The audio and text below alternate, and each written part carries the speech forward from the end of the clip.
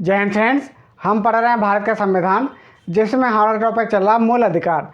पिछली क्लास में हमने चर्चा की थी अनुच्छेद 21 के बारे में, जिसमें हमने देखा था जीवन जीने की स्वतंत्रता। अब हम चर्चा करेंगे अनुच्छेद 22 के बारे में। तो हेडिंग डाल लीजिए अनुच्छेद 22। तो अनुच्छेद 22 क्या बोलता है? हेडिंग डालिए अनुच्छेद 22। अब अनुच्छेद 22 क्या बोलता है, हम इनके बारे में चर्चा करने वाले हैं। ठीक है, तो आज हम चर्चा करेंगे अनुच्छेद 22 के बारे में। अब अनुच्छेद 22 क्या बोलता है? निरोध एवं गिरफ्तारी से संरक्षण। निरोध एवं गिरफ्तारी से संरक्षण। अनुच्छेद 22 क्या बोलता है? अनुच्छेद 22 बोलता है निरोध एवं गिरफ्तारी से संरक्षण। गिरफ्तारी से संरक्षण। अनुच्छेद 22 क्या बोलता है? निरोध एवं गिरफ्तारी से संरक्षण। अब जैसे हम देखते हैं अनुच्छेद 22 में आता है एक शब्द का गिरफ्तारी। तो आखिर गिरफ्तारी का मतलब क्या है? गिरफ्तारी का मतलब क्या है? गिरफ्तारी का मतलब ये है, इसको हम दो प्रकार से देखते हैं। गिरफ्तारी, अगर हम देखें गिरफ्तारी, जो गिरफ्तारी होती है वो दो प्रकार से होती है। एक तो अपराध के पहले की गिरफ्तारी और अपराध के बाद की गिरफ्तारी। एक होती है अपराध के बाद गिरफ्तारी, अपराध के बाद की गिरफ्तारी, और अपराध के पहले गिरफ्तारी। अपराध के पहले गिरफ्तारी। अपराध के बाद की गिरफ्तारी जो होती है वो होती है किसी डिसीजन के बाद, और जो अपराध के पहले गिरफ्तारी होती है वो होती है शक के आधार पर। अपराध के पहले गिरफ्तारी होती है शक के आधार पर, और अपराध के बाद की गिरफ्तारी होती है जब उसको यहाँ पर दोषी ठहराया जाए। मतलब यहाँ पर डिसीजन के बाद, निर्णय के बाद उसको क्या करते हैं, गिरफ्तार कर लिया जाता है। जो अपराध के बाद की गिरफ्तारी है वो अनुच्छेद 22(1) और 22(2) में है। और अपराध के बाद की गिरफ्तारी से संबंधित प्रावधान किस में है? अनुच्छेद 22(1) व 22(2) में। जो अपराध के बाद की गिरफ्तारी है उससे संबंधित प्रावधान किस में है? अनुच्छेद 22(1) और 22(2) में है। लेकिन जो अपराध से पहले की गिरफ्तारी है वह है अनुच्छेद 4 से लेकर 7 के बीच में। अपराध के पहले गिरफ्तारी इसमें किस में है? 22(4) से लेकर 22(7) के बीच में। तो अपराध के पहले की गिरफ्तारी में कितने हैं? 22(4) से लेकर 22(7) के बीच में। जो अपराध के बाद की गिरफ्तारी है, अपराध के बाद की गिरफ्तारी अनुच्छेद 22(1) से 22(4) के बीच में। यहाँ पर हम ये देख लेते हैं। अब जैसे हम बात करते हैं अपराध के बाद और अपराध के पहले गिरफ्तारी, तो इस अनुच्छेद को हम दो प्रकार से बांट सकते हैं। अनुच्छेद को हम दो प्रकार से बांट सकते हैं। जैसे यहाँ पर देखा जाए तो इस अनुच्छेद को हमने दो प्रकार से बांटा है। कैसे? अपराध के बाद की गिरफ्तारी, अपराध के पहले की गिरफ्तारी।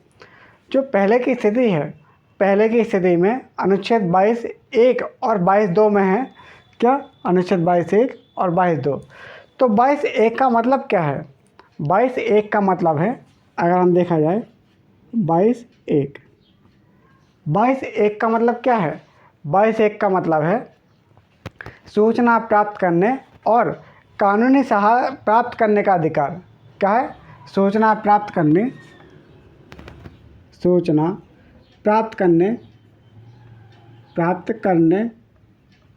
व कानूनी सलाह प्राप्त करने का अधिकार, और कानूनी सलाह प्राप्त करने का अधिकार।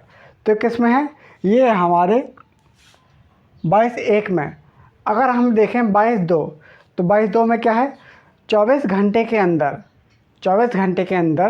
नज़दीकी मजिस्ट्रेट के समक्ष प्रस्तुत करने का प्रावधान है।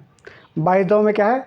24 घंटे के अंदर, अगर मान लो कोई अपराध हो रहा है तो अपराध के 24 घंटे के अंदर नज़दीकी मजिस्ट्रेट के समक्ष प्रस्तुत करने का अधिकार है। यहाँ पर इसका प्रावधान दिया गया है। 22(2) में क्या है? 22(2) में है 24 घंटे के अंदर, अपराध के 24 घंटे के अंदर नज़दीकी मजिस्ट्रेट के समक्ष प्रस्तुत करने का प्रावधान है। अब यहाँ पर ध्यान रखने वाली बात यह है कि निर्धारित समय पर प्रस्तुत नहीं करने पर छोड़ना होगा। अगर किसी व्यक्ति को गिरफ्तार किया है और 24 घंटे के अंदर अगर नज़दीकी मजिस्ट्रेट के सामने प्रस्तुत नहीं किया गया है तो उस व्यक्ति को छोड़ा जाएगा। यहाँ पर ये वाले प्रावधान दिए गए हैं। अगर हम एक चीज़ और देखें तो 24 घंटे से जुड़ा हुआ जो प्रावधान है वो न्यायिक हिरासत की स्थिति में लागू नहीं होगा। जो 24 घंटे से संबंधित जो प्रावधान है वो न्यायिक हिरासत की स्थिति में लागू नहीं होगा। एक मिनट रुकिए।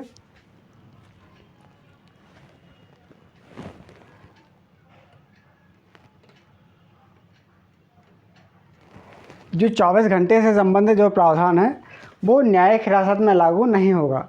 लेकिन 2011 में प्रज्ञा सिंह ठाकुर बनाम महाराष्ट्र राज्य केस हुआ था। कौन सा केस हुआ था? 2011 में प्रज्ञा सिंह ठाकुर बनाम महाराष्ट्र राज्य केस। प्रज्ञा सिंह ठाकुर बनाम महाराष्ट्र राज्य केस में सुप्रीम कोर्ट ने कहा था कि ये संरक्षण पुलिस गिरफ्तारी के विरुद्ध है, ना कि न्यायपालिका के आदेश से हुई गिरफ्तारी के विरुद्ध। मतलब यहाँ पर यह बोला था कि अगर न्यायपालिका के द्वारा गिरफ्तारी हो रही है तो मजिस्ट्रेट के समक्ष प्रस्तुत करने की ज़रूरत ही नहीं है। अगर मान ली जाए कि यदि न्यायपालिका के द्वारा किसी को गिरफ्तार किया जा रहा है तो वहाँ पर उस व्यक्ति को मजिस्ट्रेट के सामने प्रस्तुत करने की आवश्यकता ही नहीं है। जो ये वाला प्रावधान है 24 घंटे वाला, ये केवल पुलिस गिरफ्तारी के विरुद्ध है, ना कि न्यायपालिका के सापेक्ष गिरफ्तारी। ठीक है। अगर हम देखें अनुच्छेद 22(1) और 22(2), इससे जो प्राप्त संरक्षण है शत्रु देश के व्यक्तियों को प्राप्त नहीं होता। जो 22(1) है, अनुच्छेद 22 जो है, अनुच्छेद 22(1) जो शत्रु देश के नागरिक को यहाँ पर प्राप्त नहीं होता। अगर हम देखा जाए तो अनुच्छेद 22(1) और 22(2) जो ये वाला है अपराध के बाद की गिरफ्तारी, अनुच्छेद 22(1) और 22(2) तो ये शत्रु देश के नागरिक को प्राप्त नहीं होता। जो शत्रु देश के नागरिक हैं उन लोग को प्राप्त नहीं होता। शत्रु देश के नागरिक को प्राप्त नहीं होता। शत्रु देश के नागरिक को प्राप्त नहीं होता। शत्रु देश के लोगों को यह प्राप्त नहीं होता। लेकिन ध्यान रखने वाली बात है कि यहाँ पर निवारक निरोध की स्थिति में लागू नहीं होता या दीवानी मामले में स्थिति में लागू नहीं होता। हमने क्या देखा? अनुच्छेद 22(1) और 22(2) शत्रु देश के नागरिक को प्राप्त नहीं होता। लेकिन जो अनुच्छेद 22(4) से लेकर 22(7) के बीच में है, ये देशी मतलब यहाँ के भारत के नागरिक को भी प्राप्त है और विदेश की नागरिकता प्राप्त हुए व्यक्ति को भी प्राप्त है अगर भारत में अपराध करता है। तो यहाँ पर क्या शक के आधार पर देखा जाता है। अब अगर देखा जाए अनुच्छेद 22(4) से लेकर 22(7) के बीच में, तो ये क्या है? निवारक निरोध से संबंधित है। इसको सबसे पहले हम क्या करेंगे, जो यहाँ से लिखा है गिरफ्तारी से, इसको थोड़ा लिख लीजिए, थोड़ा लिखिए। निरोध एवं गिरफ्तारी से संरक्षण। तो पहला पॉइंट लिखिए, इस अनुच्छेद को 2 भागों में बांटा जा सकता है। इस अनुच्छेद को 2 भागों में बांटा जा सकता है। इस अनुच्छेद को 2 भागों में बांटा जा सकता है।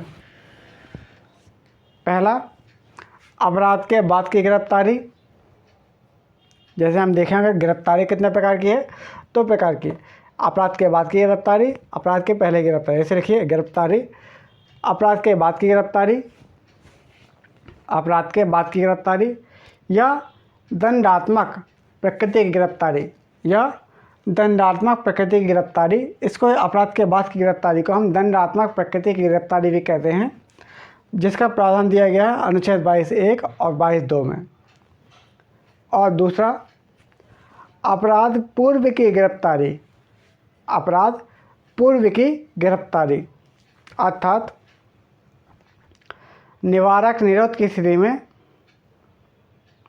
अर्थात निवारक निरोध की गिरफ्तारी।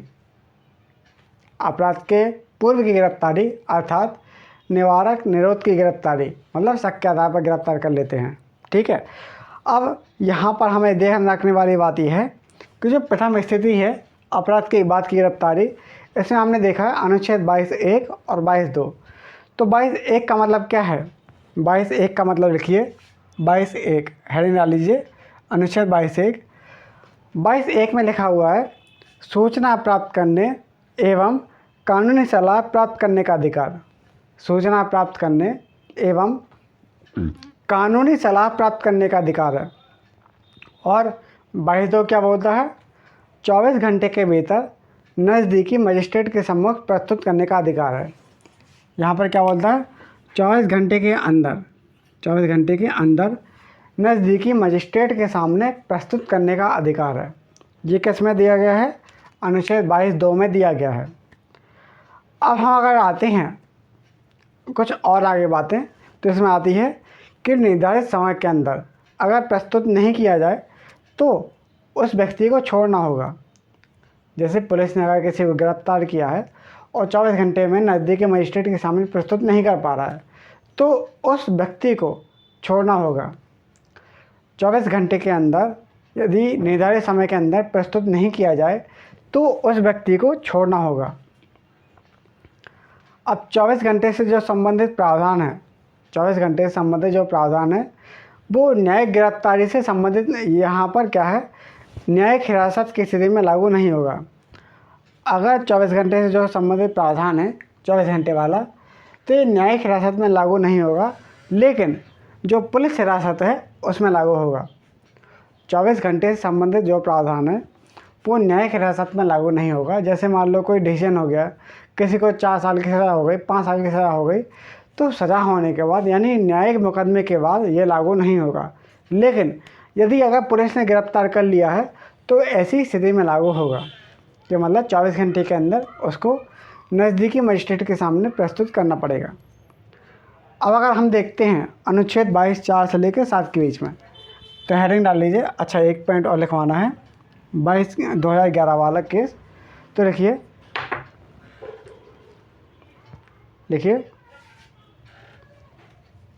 2011 में, इसको लिखिए 24 घंटे के अंदर, 24 घंटे के संबंधित प्रावधान न्यायिक हिरासत में लागू नहीं होगा। 24 घंटे से संबंधित प्रावधान न्यायिक हिरासत में लागू नहीं होगा। 2011 में प्रज्ञा सिंह ठाकुर बनाम महाराष्ट्र राज्य केस, प्रज्ञा सिंह ठाकुर बनाम महाराष्ट्र राज्य केस में सर्वोच्च न्यायालय ने निर्णय दिया कि यह संरक्षण पुलिस गिरफ्तारी के विरुद्ध है। यह संरक्षण पुलिस गिरफ्तारी के विरुद्ध है, न्यायपालिका के आदेश से हुई गिरफ्तारी से नहीं। यह जो संरक्षण है पुलिस गिरफ्तारी के विरुद्ध है, न्यायपालिका के आदेश से गिरफ्तारी से नहीं है। ठीक है, तो हमने देखा अनुच्छेद 1, 22(1) और 22(2) इसके बारे में चर्चा की। अब अनुच्छेद 22(3) है वो अपवाद है, इसको हटा दिया गया है। अनुच्छेद 22(3) को हटा दिया गया है। अब हम चर्चा करेंगे अनुच्छेद 22(4) से लेकर 7 के बीच में। तो हम चर्चा करेंगे अनुच्छेद 22 से 4 के बीच में। तो जैसे हम अनुच्छेद 22 से 4 के बीच में चर्चा करते हैं, तो यह है निरोध के बारे में। किसके बारे में है? निरोध निवारक के बारे में है। तो अगर हेडिंग डाल ली जाए तो अनुच्छेद 4 से लेकर 7 के बीच में, अनुच्छेद 22 4 से लेकर 22 4 से लेकर 22 7 के बीच में, अनुच्छेद 22 4 से लेकर 7 के बीच में जो क्या है, निवारक हैं।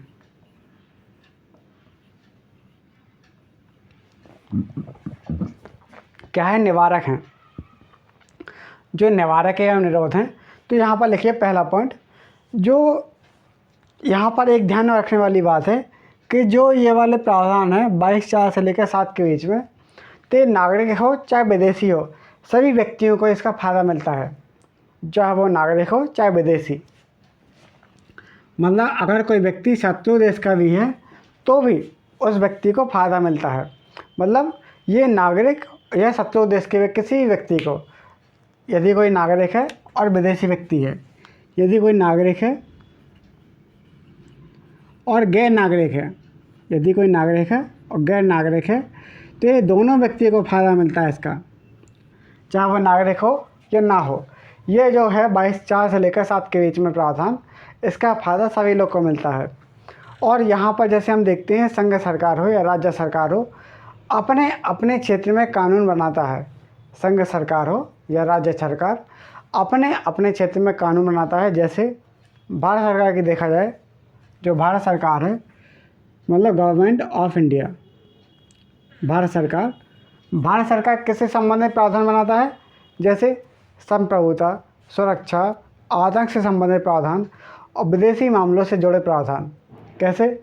संप्रभुता से संबंधित प्रावधान। संप्रभुता का मतलब क्या है? आंतरिक मामलों से सर्वोच्च और बाहरी मामलों से स्वतंत्र। तो संप्रभुता, सुरक्षा, आतंक, विदेशी मामलों से जुड़े हुए प्रावधान। कौन कौन से? संप्रभुता, सुरक्षा, आतंक और विदेशी मामलों से जुड़े प्रावधान। लेकिन जो राज्य सरकार होती है, यानी स्टेट गवर्नमेंट होता है, स्टेट गवर्नमेंट, जो स्टेट गवर्नमेंट होती है, इसके भी कुछ शक्तियां हैं जो अपने अपने क्षेत्र में कानून बनाता है। जैसे लोक व्यवस्था, सुरक्षा, अनिवार्य सेवा से जुड़े प्रावधान। जैसे लोक व्यवस्था, सुरक्षा, अनिवार्य सेवा से जुड़े हुए प्रावधान, तो इनके लिए कानून बनाता है। अगर हम देखें तो प्रथम चरण में हिरासत को अधिकतम समय 3 महीने निर्धारित किया गया है। मतलब यहाँ पर यह है, पहले चरण में जो हिरासत है, अधिकतम समय कितना है? 3 महीना। प्रथम चरण में हिरासत का अधिकतम समय कितना है? 3 महीना। हिरासत का अधिकतम समय कितना है? 3 माह। प्रथम चरण में हिरासत का अधिकतम समय कितना है? 3 महीना। लेकिन यदि हिरासत का समय 3 महीने से ज़्यादा बढ़ाना है तो हाई कोर्ट यानी उच्च न्यायालय के न्यायाधीशों का एक बोर्ड बनाना पड़ेगा और इसकी सलाह पर हिरासत का निर्धारण होगा। मतलब प्रथम चरण में, पहले चरण में हिरासत का अधिकतम समय कितना है? 3 महीना। हिरासत का अधिकतम समय है कितना? 3 माह। लेकिन यदि हिरासत को बढ़ाना है तो उच्च न्यायालय के न्यायाधीशों का एक बोर्ड बनाना पड़ेगा। उस बोर्ड के आधार पर यह तय होगा कि हिरासत कितनी होगी। और जो संसद है, भारतीय संसद उस बोर्ड के गठन, समयावधि और प्रक्रिया से संबंधित विधि बनाने का अधिकार रखती है। क्या है? जो भारतीय संसद उस बोर्ड के गठन, समयावधि, प्रक्रिया से संबंधित विधि बनाने की यहाँ पर शक्ति रखती है, यानी इसका अधिकार रखती है। अब ध्यान रखने वाली बात यह है कि हिरासत में लिए गए व्यक्ति को उसका कारण बताना आवश्यक है। लेकिन यदि लोक हित से जुड़ा हुआ मुद्दा है तो यदि उसको अगर कारण ना बताया जाए तो भी ये चल सकता है। मतलब यहाँ पर ये वाली बात है कि अगर किसी व्यक्ति को हिरासत में लिया गया है तो उसका कारण बताना पड़ेगा। लेकिन यदि लोक हित से जुड़ा हुआ मुद्दा हो, जन कल्याण से जुड़ा हुआ मुद्दा हो, तो ऐसी स्थिति में कारण अगर ना बताए तो भी कोई बात नहीं है, कोई दिक्कत नहीं है। अब यहाँ पर एक बात और है, जैसे सर्वोच्च न्यायालय ने यह मत दिया कि जमानत प्राप्त करना किसी व्यक्ति का मूल अधिकार है। यहाँ पर सुप्रीम कोर्ट ने यानी सर्वोच्च न्यायालय ने बोला कि जमानत प्राप्त करना एक अधिकार है। सर्वोच्च न्यायालय ने क्या बोला? कि जमानत एक अधिकार है। जमानत प्राप्त करना एक अधिकार है। सर्वोच्च न्यायालय ने क्या कहा? सर्वोच्च न्यायालय ने कहा कि जमानत प्राप्त करना एक अधिकार है, जबकि जेल या कारावास एक अपवाद है। सर्वोच्च न्यायालय ने क्या कहा? कि जमानत एक अधिकार है, जबकि यहाँ पर जेल या कारावास एक अपवाद है। इसलिए किसी व्यक्ति को जेल की सज़ा दी जाती है तो जो मार्गदर्शिका है उसका पालन करना पड़ेगा। यदि किसी व्यक्ति को जेल की सज़ा दी जाती है तो उससे संबंधित जो मार्गदर्शिका है उसका पालन करना पड़ेगा। अब एक केस हुआ था अर्नेस्ट कुमार बनाम बिहार राज्य। कौन सा केस हुआ था? अर्नेस्ट कुमार बनाम बिहार राज्य। इसमें कुछ गाइडलाइन है, उनको पालन करना पड़ेगा। जैसे अर्नेस्ट कुमार बनाम बिहार राज्य, एक केस हुआ था, लिखिए, अनिलेश कुमार बनाम बिहार राज्य। Anilesh Kumar versus state of Bihar. Anilesh Kumar बनाम बिहार राज्य। बिहार राज्य। तो एक केस हुआ था अनिलेश कुमार बनाम बिहार राज्य केस। तो इस केस में सर्वोच्च न्यायालय ने कुछ मार्गदर्शिका दी, जो कब हुआ था, कब, अनिलेश कुमार बनाम बिहार राज्य 2014 में। तो यहाँ पर सर्वोच्च न्यायालय ने कुछ मार्गदर्शिका दी और इसमें कहा कि कोई भी गिरफ्तारी, सर्वोच्च न्यायालय ने क्या कहा कि कोई भी गिरफ्तारी जमानती या गंभीर आपराधिकता, कोई भी गिरफ्तारी मतलब कोई भी गिरफ्तारी या गंभीर आपराधिकता जमानती जिसकी अवधि 7 वर्ष तक की हो सकती है, मतलब यहाँ पर जिसके आपराधिकता जिसकी सज़ा की अवधि 7 वर्ष तक की हो सकती है, गिरफ्तार नहीं किया जाएगा जब तक गिरफ्तारी से संबंधित विशेष प्रावधान न दिया गया हो। यहाँ पर बोला गया है कि कोई भी गिरफ्तारी आपराधिकता जिसके लिए सज़ा का प्रावधान 7 वर्ष तक का है, जिसके लिए सज़ा का प्रावधान 7 वर्ष का है, तो ऐसे व्यक्ति को गिरफ्तार नहीं किया जाएगा जब तक उस गिरफ्तारी से संबंधित कोई विशेष प्रावधान ना दिया गया हो। अगर दूसरा देखा जाए, दूसरा पॉइंट और कहा था इसमें, अभी हमने देखा पहला, कोई भी गिरफ्तारी जिसके लिए सज़ा का प्रावधान 7 वर्ष का है, गिरफ्तार नहीं किया जाएगा जब तक उससे जुड़ा हुआ, उससे संबंधित कोई प्रावधान ना दिया गया हो। अब दूसरा लिखिए, अभी लिखना ही समझना है पहले। पुलिस द्वारा जब किसी को गिरफ्तार किया जाता है तो उसका कारण दर्ज करना होगा। जब पुलिस के द्वारा किसी व्यक्ति को गिरफ्तार किया जाता है तो उसका कारण दर्ज करना होगा और CRPC की धारा 41(1)B के तहत, CRPC की धारा 41(1)B के तहत, जैसे CRPC की धारा 41(1)B के तहत, CRPC की धारा 41(1)B के तहत गिरफ्तारी संबंधी प्रारूप का या दस्तावेज तैयार किया जाता है। मतलब यहाँ पर ये है कि CRPC की धारा 41(1)A और B के तहत, यहाँ पर क्या है, CRPC की धारा 41(1)B के तहत गिरफ्तारी संबंधी प्रारूप या दस्तावेज तैयार किया जाएगा। तो यहाँ पर यह है, हमने देखा अनुच्छेद 22(4) से 7 के बीच में प्रावधान, जो है अनिलेश कुमार बनाम बिहार राज्य के बारे में जो बातें कही गई हैं सुप्रीम कोर्ट के द्वारा, हमने इसको देखा है। अब यहाँ पर एक बात और ध्यान रखनी है, जैसे अगला पॉइंट है कि गिरफ्तारी के 24 घंटे के भीतर मजिस्ट्रेट के समक्ष प्रस्तुत करना पड़ेगा। इसमें भी यही कहा गया है कि गिरफ्तारी के 24 घंटे के भीतर नज़दीकी मजिस्ट्रेट के समक्ष प्रस्तुत करना पड़ेगा। अब यहाँ पर एक बात और ध्यान रखनी है, जैसे यदि किसी व्यक्ति को पूछताछ के लिए बुलाना है, यदि किसी व्यक्ति को पूछताछ के लिए बुलाना है तो CRPC की धारा 41(A) के तहत, तो CRPC की धारा 41(A) के तहत, CRPC की धारा 41(A) के तहत 2 हफ्ते का नोटिस देना पड़ेगा।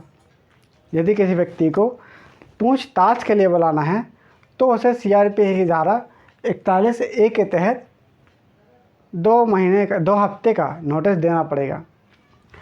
अब CRPC की धारा 41 के तहत न्यायाधीश या मजिस्ट्रेट को यह सुनिश्चित करना होगा कि गिरफ्तारी अमानवीय तरीके से तो नहीं की गई है। यहाँ पर जो CRPC की धारा है 41, CRPC की धारा जो 41 है, 41 के तहत न्यायाधीश या मजिस्ट्रेट को यह तय करना पड़ेगा कि जो गिरफ्तारी है वो अमानवीय तरीके से तो नहीं हो गई, मतलब मानव के तरीके से हुई है कि नहीं हुई है। ऐसा तो नहीं कि अमानवीय तरीके से गिरफ्तारी कर दी हो। अब यहाँ पर एक केस और हुआ था, डी के बसु केस। डी के बसु केस में पुलिस ने, यहाँ पर सुप्रीम कोर्ट ने पुलिस अधिकारियों को द्वारा हिरासत में लिए जाने और हिरासत मृत्यु के संबंध में अपना मत दिया। यहाँ पर क्या है, जो डी के बसु केस हुआ था, कब,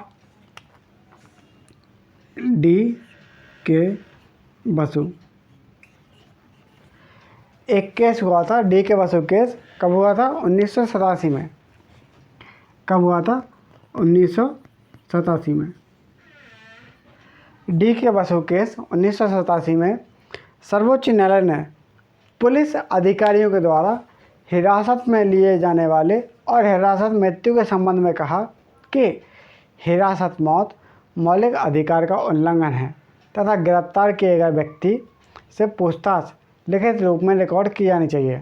मतलब अगर कोई व्यक्ति गिरफ्तार किया गया है तो उससे संबंधित पूछताछ या जांच पड़ताल लिखित रूप में रिकॉर्ड की जानी चाहिए। यहाँ पर सुप्रीम कोर्ट ने ये कहा। मतलब डी के बसु केस में यहाँ पर 1987 में सुप्रीम कोर्ट ने पुलिस अधिकारियों के द्वारा जो हिरासत में लिया गया है और हिरासत के दौरान अगर मृत्यु हो जाए, हिरासत के दौरान अगर मृत्यु हो जाए तो उस व्यक्ति का मौलिक अधिकार का हनन होगा, मौलिक अधिकार का हनन होगा। और हम जानते हैं कि जैसे मौलिक अधिकार का हनन होता है तो हाई कोर्ट सुप्रीम कोर्ट बैठी है मौलिक अधिकार की रक्षा के लिए। और यहाँ पर यह है, गिरफ्तार किए गए व्यक्ति से पूछताछ लिखित रूप में होनी चाहिए। और 2022 में सर्वोच्च न्यायालय ने कहा, अभी करंट में 2022 में सर्वोच्च न्यायालय ने कहा, कब, 2022 में सर्वोच्च न्यायालय ने कहा, क्या कहा, सर्वोच्च न्यायालय ने ये कहा कि अग्रिम जमानत के लिए आप किसी से भी लंबा इंतज़ार नहीं करा सकते, तत्काल निर्णय देना होगा, अन्यथा मूल अधिकार का हनन होगा। सर्वोच्च न्यायालय ने कहा कि अग्रिम जमानत के लिए किसी भी व्यक्ति को, अग्रिम जमानत के लिए किसी व्यक्ति को लंबा इंतज़ार नहीं कराना पड़ेगा। अगर इंतज़ार होता है तो मूल अधिकार का हनन होता है। अगर यहाँ पर लंबा इंतज़ार कराना पड़ा तो उसके मूल अधिकार का हनन होगा। तो हमने देखा अनुच्छेद 22 से लेकर 4 के बीच में प्रावधान।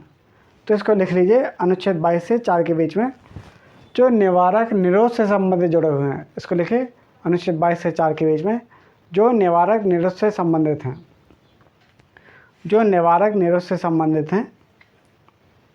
अब लिखिए, निवारक निरोध से पहला पॉइंट, निवारक निरोध से संबंधित प्रावधान, निवारक निरोध से संबंधित प्रावधान क्वेश्चन में लिखिए 22(4) से 22(7), 22(4) से 22(7) नागरिक या शत्रु देश के व्यक्ति किसी पर भी लागू होता है।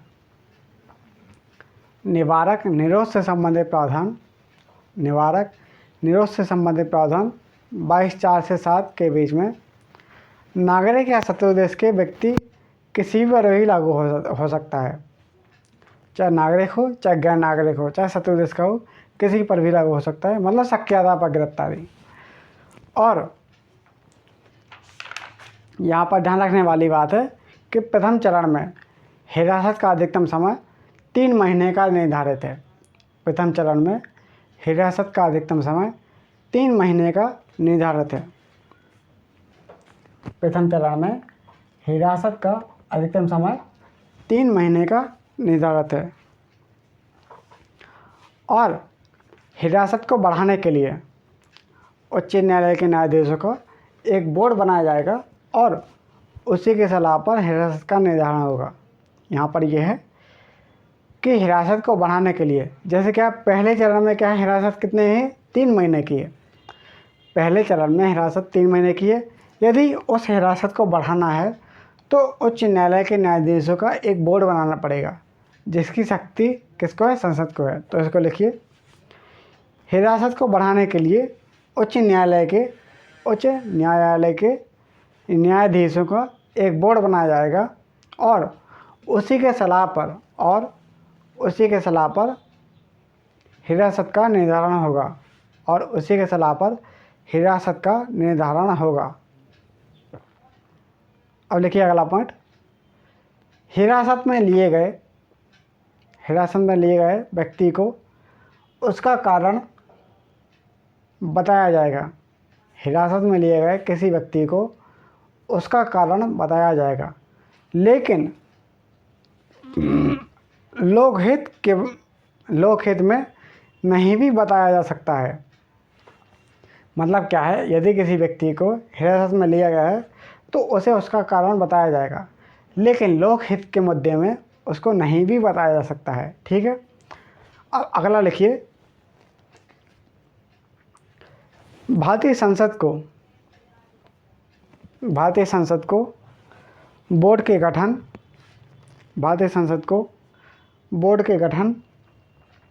समयावधि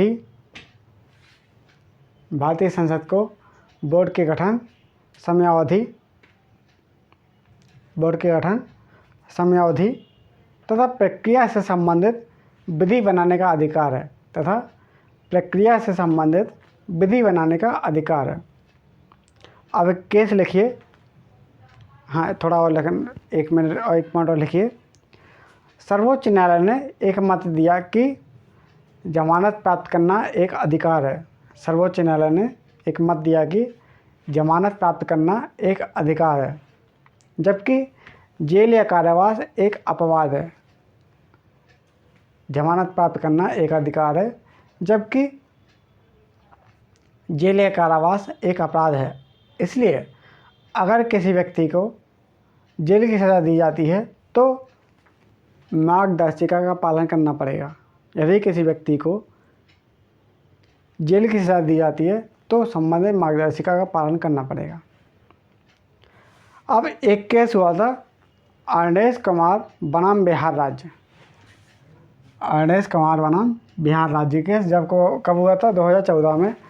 तो यहाँ पर सर्वोच्च न्यायालय ने एक मार्गदर्शिका दी, एक गाइडलाइन जारी करी। तो मार्गदर्शिका को लिखिए, अर्नेश कुमार बनाम बिहार राज्य केस में 2014 में सर्वोच्च न्यायालय ने एक मार्गदर्शिका दी, जिसके अनुसार पहला पॉइंट, कोई भी गिरफ्तारी गैर जमानती या गंभीर आपराधिकता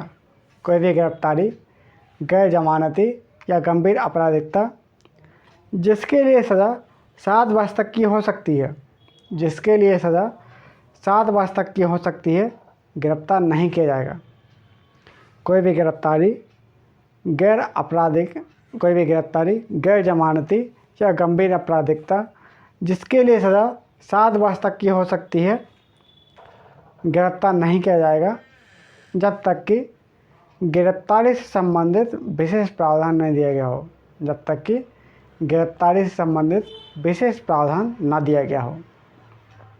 अब लिखिए अगला, पुलिस द्वारा जब किसी व्यक्ति को गिरफ्तार किया जाता है तो उसका कारण दर्ज करना अनिवार्य होगा।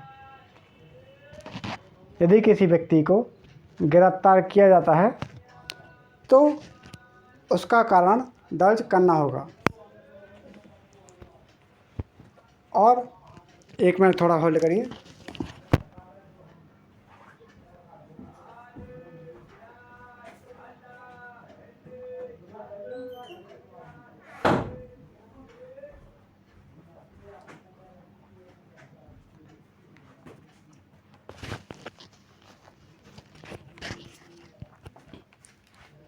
लिखिए, पुलिस द्वारा जब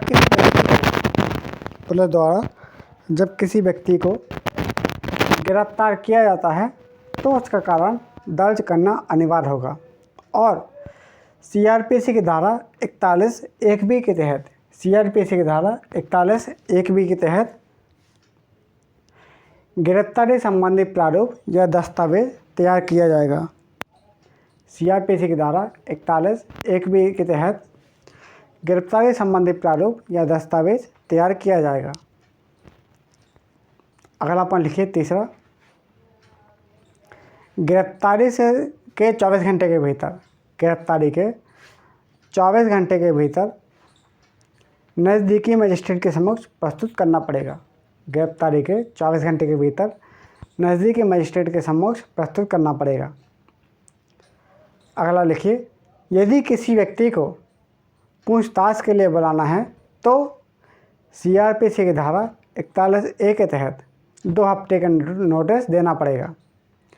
यदि किसी व्यक्ति को पूछताछ के लिए बुलाना है तो CRPC की धारा 41A के तहत 2 हफ्ते का नोटिस देना पड़ेगा।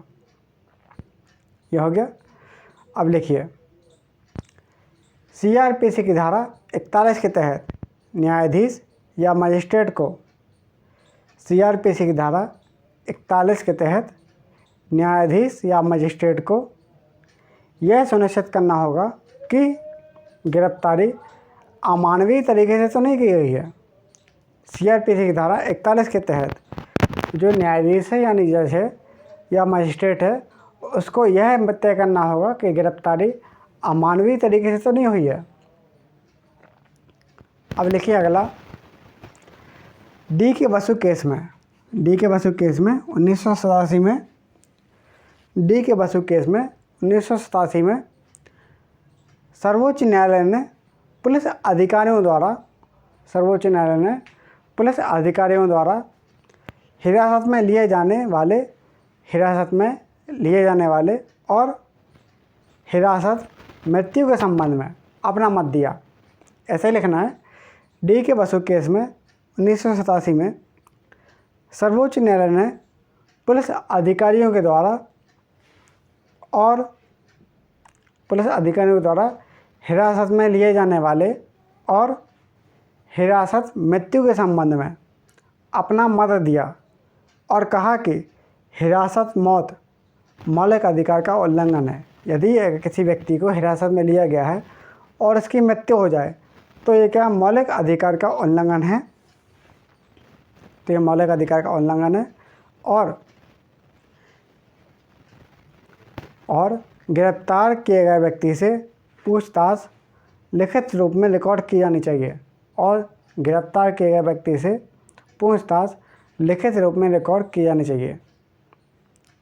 अब 22/2 में यहाँ पर 2022 में सर्वोच्च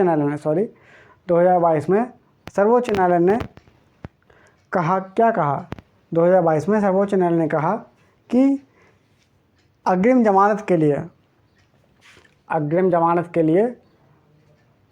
आप किसी से भी लंबा इंतज़ार नहीं करा सकते।